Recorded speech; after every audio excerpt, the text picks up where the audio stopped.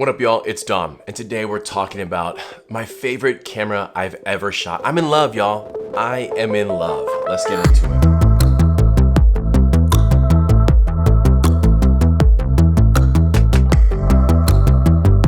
When I was a kid growing up, we had a family friend who was a photographer. And one day he brought out his cameras and let me take a look at them and play with them a little bit, and they were Leicas. And since that day, it's always stuck in my head how beautiful those cameras were. When I think of a camera, a classic, beautiful camera, I think of an old school Leica film cameras. They're just so stunning aesthetically, but I never really owned one, never really had a fascination with them because of the price. They've always been so darn expensive, and I just haven't seen the value in them. Forward 30 years later, I'm scrolling online recently looking at cameras, and I come across a Leica Q. I see it in used condition, rated like 9.5, and it's offered for $26.50 online. So I ordered it and the camera comes in the mail. I open the box and I don't have very high expectations. You know, it's a 6-year-old camera right now. It's only 20 something megapixels. You know, the autofocus technology is nothing like my Sony's, but immediately when I open the box, I feel something different. And it's not just an emotional feeling, it's a physical feeling. I feel a different type of build quality right off picking the camera up out of the box, something I've never felt with any other camera brand. Now, Leicas are very, very expensive, and they come with a vast history and almost a cult following when it comes to Leica shooters. But I never really understood it until I actually owned it and played with it. Let me give you a little example of what I'm talking about. There is this squared off iconic lens hood on the front of this Leica Q. When I'm opening it up and I'm putting the lens hood on, I'm looking for little dots to line it up with, and I'm trying to figure out how it goes on, and then I realize it's threaded. So there's an interior threading male and a female on the lens. So I'm starting to thread it on and I'm thinking, when do I, stop? Does it click in or anything like that, like other lens hoods? But no, instead, the threading on the lens hood is perfectly threaded so that when you tighten the lens hood all the way tight on the front of this lens, it lines up perfectly to be level and even top to bottom.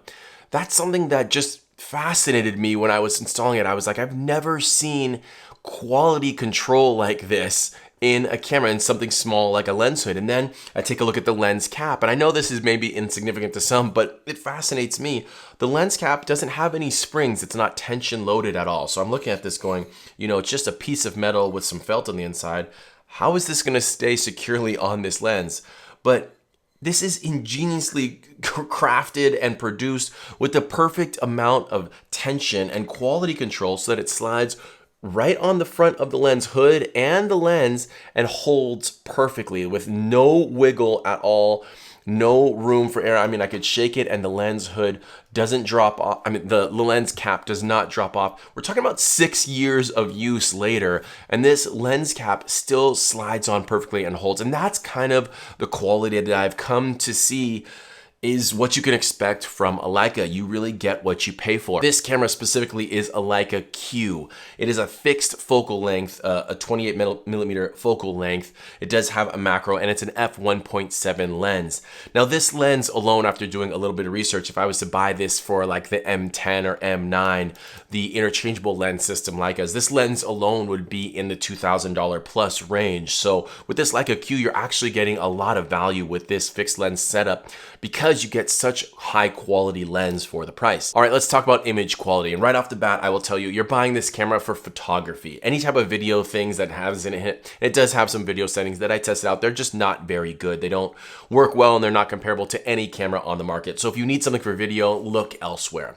But when it comes to photography, even comparing this camera to my modern day professional grade A7R4 and up type cameras, this camera just hit different. The photo quality, the image quality that came out of it was stunning to me, impressive. I mean, I wouldn't say I was blown away by the technology inside because the tech is not groundbreaking. I'm not getting 40 megapixels, super sharp images with incredible detail that I can crop in. You're not getting that type of image quality, but what you are getting is stunning colors, beautiful feel in the images. You're getting depth, you're getting superior dynamic range, and you're just getting a vibe in the photos. I can't explain it. It's kind of hard to explain. It's almost like shooting old school portrait film when you're shooting at, ISO 400. You can't recreate those film simulations in modern cameras. No filter is going to recreate that, but the Leica does a superb job. It's coming really, really close to getting film-like look. Yes, I can rework a Sony file for hours. I could sit there and tweak colors and change dynamic ranges and push highlights and shadows and change the, color grade, if you will. And I can make that file look pretty much however I want, but it takes a lot of manipulation and you're still not gonna get a film type look, an authentic film look. But with the Leica Q, I was blown away with the images straight out of camera. Shooting DNG raw, I pull the camera out, I put the file in, and I honestly just stared at the screen for a couple minutes when I first shot it. I was blown away. The files that are coming out of this are nothing like other cameras, and that's kind of the overall census that I give to you as a review. Is you just have to shoot the Leica Q. You gotta shoot a Leica to know what Leica shooters are talking about, because the files that come out of them, they're not like other files. And yes, you do need some post-processing. And yes, I did edit the photos a little bit here and there, adding some contrast and some saturation. This camera tend to overexpose a little bit. That being said, throughout the 6 or 8 months that I've owned this camera, I can tell you this, I didn't shoot any camera as much as I shot this. This is my favorite camera I've ever shot for a lot of different reasons. Number one, and I will say this, the tech that is in this is so simple. It's very analog. There is an aperture ring on the front that you can set to automatic if you want. There's a shutter dial on the top. There's an ISO button on the back, and it's pretty much a semi-manual / manual type camera. You're through some automated settings, but I'm shooting it in manual all the time. And those analog dials and the analog feel of this really kind of slowed me down. It wasn't like I'm speed shooting at a wedding where I'm changing camera settings really quick, trying to capture the image. No, this camera slowed me down. It helped me focus on the image that I'm trying to capture. And I know you hear that a lot with different types of cameras, but this camera really helped me do that, forced me to do that, if you will. But at the same time, it had modern day technology where I'm not missing any shots. It does have continuous autofocus. It does have burst mode shooting. It has really accurate autofocus that I was really blown away with, even compared to, modern day tech. The autofocus in this camera is very good. I'm not missing any shots, especially in low light. I even took it out on a couple weddings. And it locked on focus. It held my focus really well. Fit and finish is something that I can't emphasize more, how quality this camera feels. There's a heft to it. It's a metal body. It feels a little bit bulky in your hand for what it is. It's not a pocketable point and shoot type camera. This is a camera that you're gonna have slung around your neck and you're gonna walk around all day with it. And it feels really, really good. It feels like a camera that can hold up. Obviously it can hold up because 6 years later, it's still working perfectly fine. One thing that did annoy me is that I can't get a shutter count out of this. So I bought this camera used and I don't know what the shutter count is. That does annoy me a bit, but it doesn't show really any signs of slowing down or any signs of use. All right, so there's a lot of reviews on this camera. There's a ton of videos on YouTube about the Leica Q, but I'm gonna tell you my overall feeling and why I think you guys should explore the option of buying one. There is a depth, a saturation, a feeling in the photos, an emotional response that I got from these photos that I've never got in any other camera I've ever shot. I'm looking through the viewfinder and I have the idea of the shot in my head. This camera comes as close as I've ever had to actually nailing the vision that I have for the photo that I'm taking. And that's something that I can't say I've ever experienced in any other camera. That connection between the physical world and the digital world, this Leica Q does a great job pairing that, if you will. Does that sound a little too meta? Or are you guys understanding what I'm saying? I shot it on a wedding in Palm Springs recently, and I just sat there and I looked at this, random tree. I took a photo of it and I was blown away once uploading it, how accurately the feeling that I got looking at the colors and looking at the tree and looking at the details, I could match that feeling when looking at on the screen on my Mac. And that's something that I haven't seen in other cameras. I don't know if that's, a little bit of the Leica hype. There's a brand quality image that's built into the brand. So when you pick it up, oh, I'm shooting a Leica. I get that, but I had really low expectations for this Leica. It's 6 years old. And I'm right off the bat coming in with, I'm paying $2,600 for this camera. Is it overhyped? So I'm trying to judge it. I tried to hate this camera, but I just fell in love. I can't lie to you guys. I love the camera so much. Couple features I really like. Number one, it's super analog. I love the analog dial on the front for aperture, but then it also has, automated features. So you can sit it on the red A on the front, and then you have automatic aperture. Shutter dial on the top, same thing. It's a physical shutter dial. So you could change the shutter settings up top. Really kind of slows you down, gets you more in touch with the physical elements of the camera, and therefore gets you in touch with the physical elements of the scene that you're trying to shoot. But again, you could also shove that in automatic, and then you have automated settings. The ISO button on the back, I don't love the placement, but they did change the button layout in the Q2 if you don't like that on the Q. But overall, the biggest complaint I had with the Q is the power button, this dial on the top that you slide to power the button on and to get it into single shot or continuous shot, which I was actually blown away with the continuous shooting. The burst modes are not fast and it locks up pretty quick because the buffer isn't extensive. But it was pretty quick, for a 6-year-old camera, it's still fast and the autofocus was still pretty good. So no complaints there for such an old camera. But I do complain about this button. Turning the camera on and off, it made me feel like the button can wear out easily.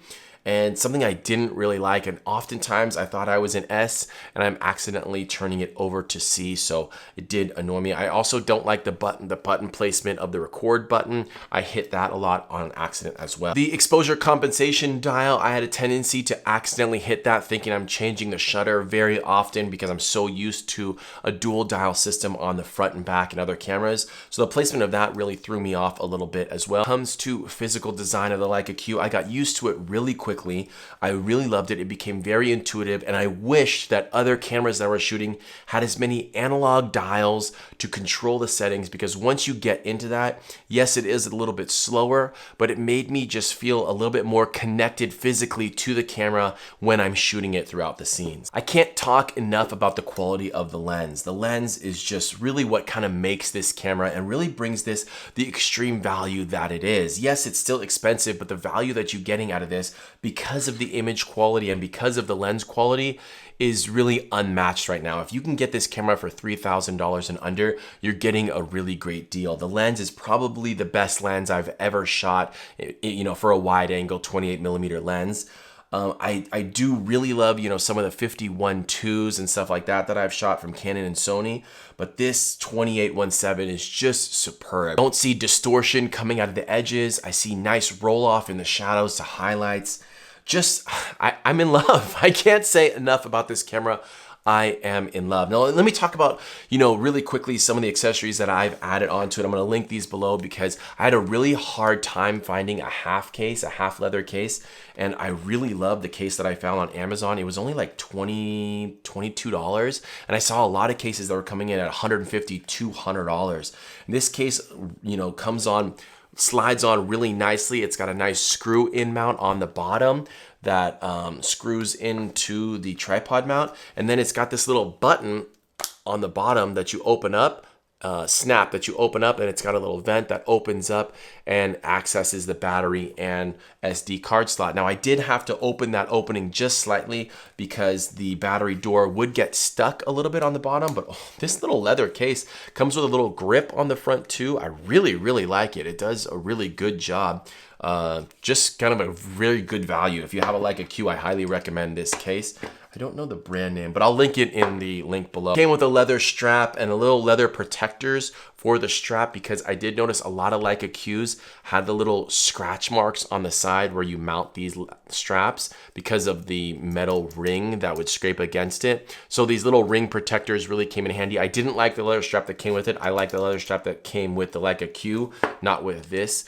So I just used the little ring protectors and then the leather strap. What would I use this camera for? I would say as a wedding photographer, I actually used it for portraits. The 28mm for portraits kind of distorts just a little bit. It makes their face look a little bit fat. So don't love it for portraits. It definitely gets a little bit of a street style vibe to it, but that's where this camera shines. For everyday photography, just carrying it around if you're a travel photographer or a street photographer, this camera is probably the king of the castle. I mean, I would recommend the Q2 just because you can jump into like a 50 or 85 millimeter digital crop and you have a little bit more megapixels to jump into that, you have more data to do that, I wouldn't recommend that with the Q. I tried it and the files kind of fell apart really quick, especially at that longer 75 millimeter. I found myself shooting more photos with the Leica Q in my possession, and that's kind of the beauty of this camera. I loved it so much and it was such a joy to shoot. I looked forward to picking it up every day. I looked forward to traveling and seeing new things because I could take pictures with this camera. That allowed me to take more photos. It gave me a love of photography that kind of I didn't feel, or kind of maybe just weaned off, that I was a little bit more jaded.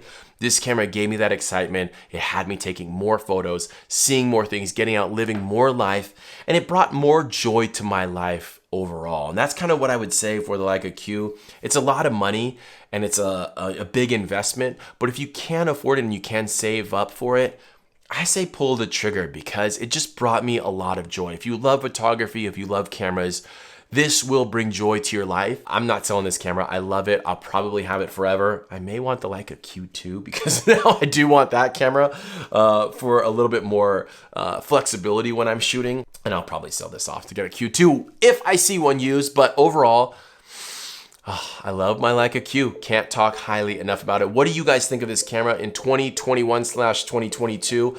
Am I dumb for buying this, or is it just an incredible value at the price that it's at right now? Let me know what you guys think. I'll talk to you in the next one. Appreciate you.